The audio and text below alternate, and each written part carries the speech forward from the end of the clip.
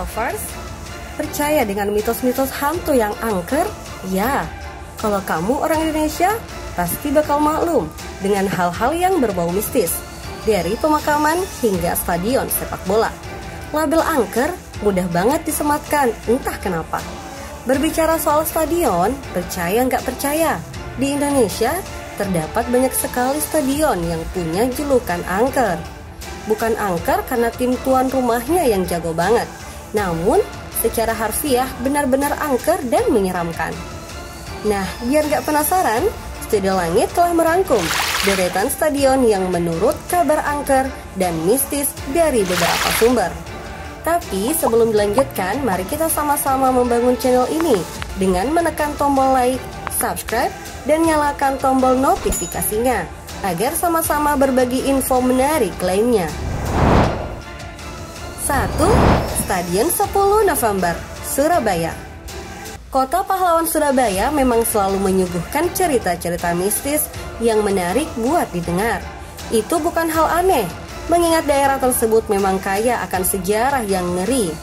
Nah, satu lagi, cerita horor yang gak kalah seram, namun berasal dari dunia sepak bola. Yaps, tepatnya di Stadion 10 November yang sering digunakan untuk laga. Ternyata menyimpan cerita seram tersendiri. Misalnya, sebuah pohon yang tidak bisa ditebang, meskipun dilakukan upaya berkali-kali.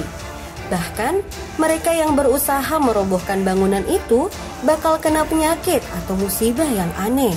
Sejak itu, pohon angsana tersebut nggak ada yang berani menebang.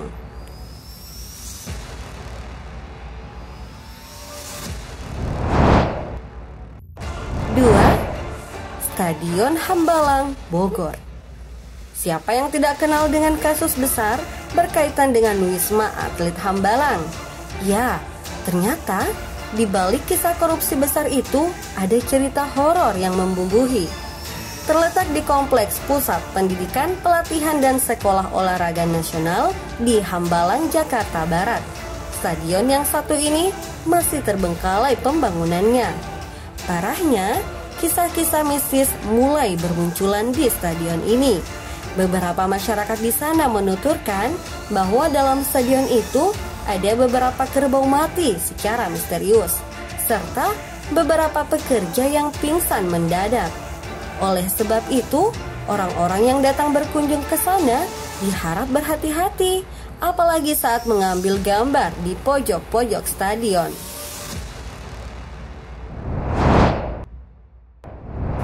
3. Stadion Siliwangi, Bandung.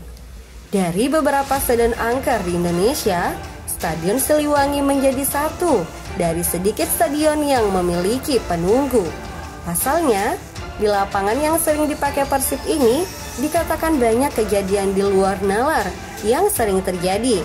Semisal penampakan kuntilanak yang sering warawiri selepas tengah malam. Bukan sosok makhluk halus biasa. Saking seringnya kuntilanak itu menampakkan diri, warga setempat sampai menamainya dengan sebutan Neti. Jika kamu sedang berada di sana kemudian mendengar suara cekikikan yang tiba-tiba datang dan hilang, jangan kaget, mungkin Neti sedang ingin menyapamu. 4. Stadion Yusuf Maulana, Serang. Stadion Yusuf Maulana di Banten gak usah ditanya lagi. Lokasinya aja bersebelahan dengan kawasan pemakaman umum. Konon, stadion ini sering makan korban untuk tumbal.